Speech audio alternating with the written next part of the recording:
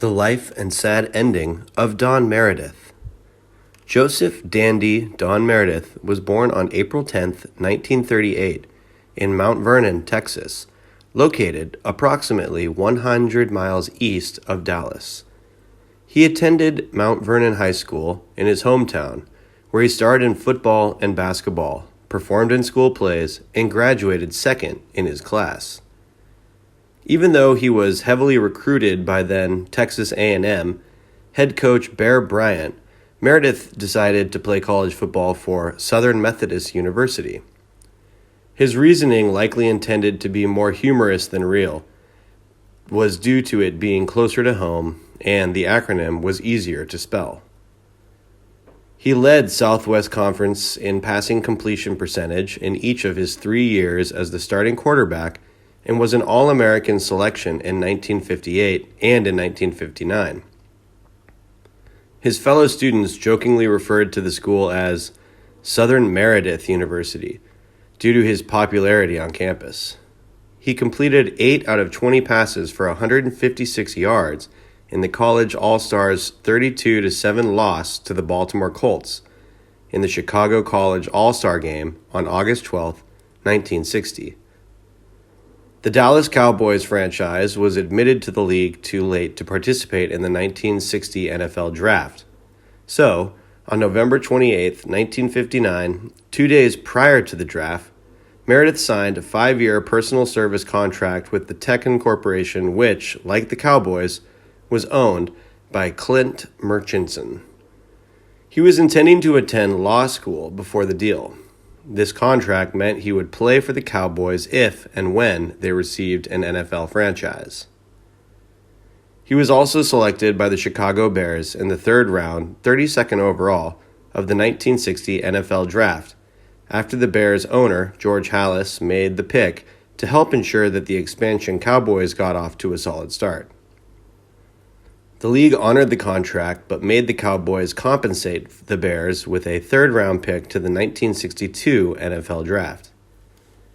He is considered by some to be the original Dallas Cowboy because he had come to the team even before the franchise had adopted a nickname, hired a head coach, Tom Landry, scout, Gil Brandt, and participated in either 1960 NFL expansion draft or its first NFL draft in 1961.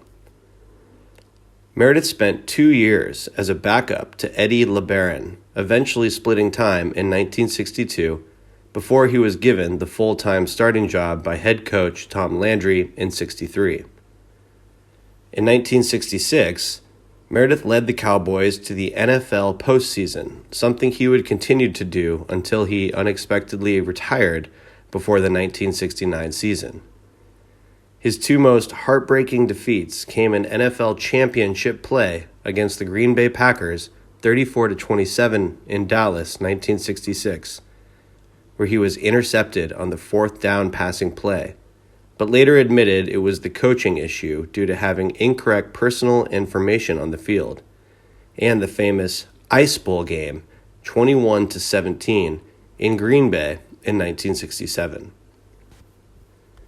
Meredith, while never leading the Cowboys to a Super Bowl, was always exceptionally popular with the Cowboy fans, who remember him for his grit and toughness, his outgoing nature, and his leadership during the first winning season for the Cowboys.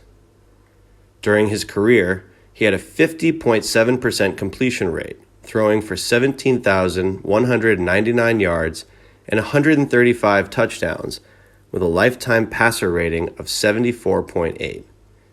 He was named the NFL Player of the Year in 1966 and was named the Pro Bowl 3 times. Following his football career, Meredith became a color commentator on ABC's Monday Night Football beginning in 1970. He left for 3 seasons, 74-76, to work on the Kurt Gowdy at NBC, then returned to MNF partners Frank Gifford and Howard Cosell. His approach to color commentary was lighthearted and folksy, in contrast to Cosell's observations and Gifford's play-by-play technique. He retired from sportcasting after the 1984 season, a year after Cosell's retirement. His final broadcast was Super Bowl 21 with Frank Gifford and Joe Theismann, which was the first Super Bowl broadcast by ABC. Meredith also had an acting career, appearing in multiple movies and television shows. From the mid-70s through the early 80s, he was in a series of commercials for Lipton Tea. He voiced himself in an episode of King of the Hill, a beer can named Desire, in which he misses a throw that would have won the main character, Hank Hill, $100,000. He was also part of the ensemble cast in his son Michael Meredith's 3 Days of Rain film with Blythe Danner, Peter Falk, and Jason Patric.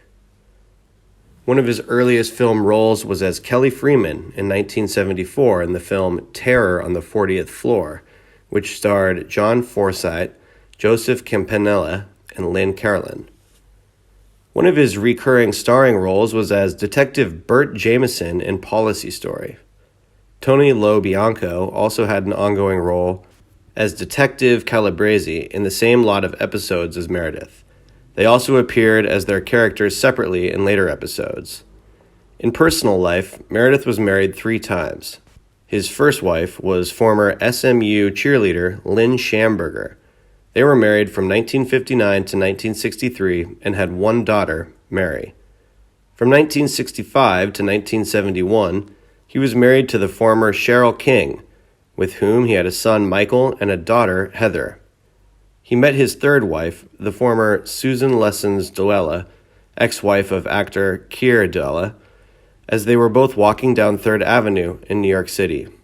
They married in 1972. Sadly, Meredith died on December 5, 2010, at the St. Vincent Regional Medical Center, Santa Fe, New Mexico, after suffering a brain hemorrhage. He was 72 years old. He is laid to rest in his hometown of Mount Vernon.